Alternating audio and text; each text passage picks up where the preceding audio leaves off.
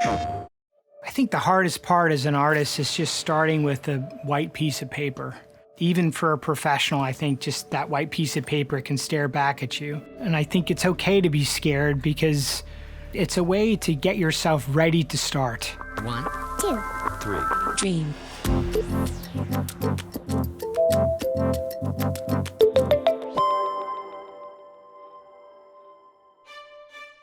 I love the games industry. I love it so much that I want to make it easy for other people to get into the games industry. And for me, that's what Dreams is all about. What Dreams offers is the ability for people who wouldn't necessarily have thought they could make games to actually give it a go. If you're just starting out in Dreams, probably the first thing you'd want to do is just go and play. Get some inspiration, see what kinds of things other people are making.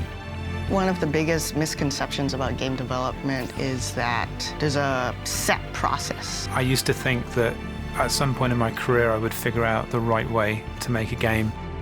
And the reality is that there just isn't one. We're all kind of trying to figure it out as we go. People think we're experts and that they can't do what we do.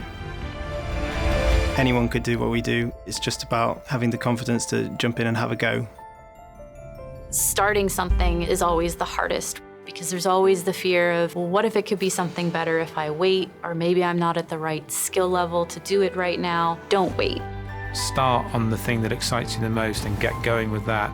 Don't get intimidated by how complicated or difficult you might think it is to make a game. Think about what goals you're trying to accomplish first. I think one of the biggest mistakes you can make as a creator is to create right away without really thinking about why you're doing it or what exactly it is that you're making. Let's just say we're working on a mission, and this mission is going to take place in an old mining town in Alaska. What do old mining towns look like? Is it scary? Is it action-packed? What does it look like to be in Alaska? What is the feeling here? Is it drama and narrative? Does that give me ideas for how I should craft this level or this space? Uncovering what that is the first step for me.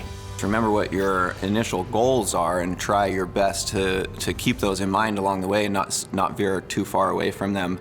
But along the way, it's going to pull you in different directions and you're going to find things that work or don't work.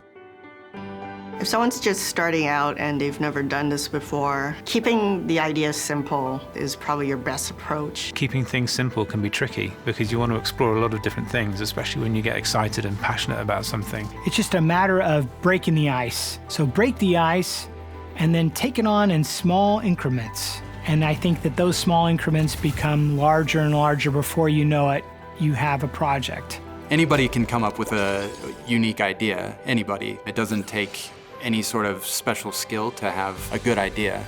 I usually tell people just start with writing things down that inspire you. I want the beginning and the end of what my story is going to be and the details that fill out in between. And once I have that outline, I just start writing. And then from there, you can start with just small sketches. And if you're not an artist, you can even start with just using photography, collect different images and put them into a sketchbook.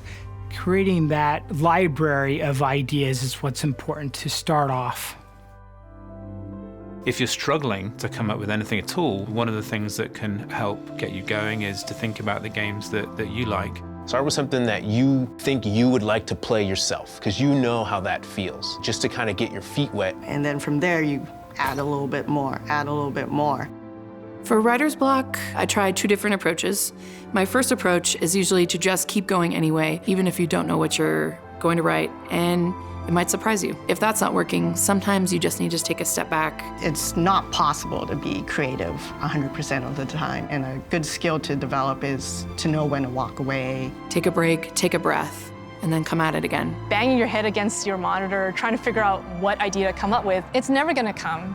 Try to find something you feel incredibly passionate about. Because I think the passion for a project will get you over the rough spots. Make sure that what you're working on is inspiring to you. It's the best way to keep motivated.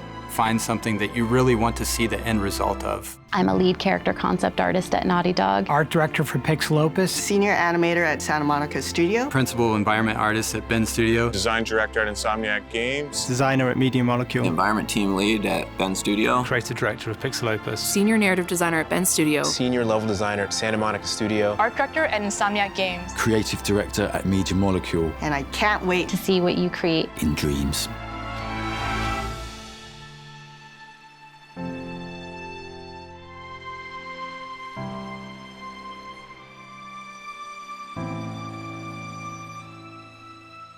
プレイステーション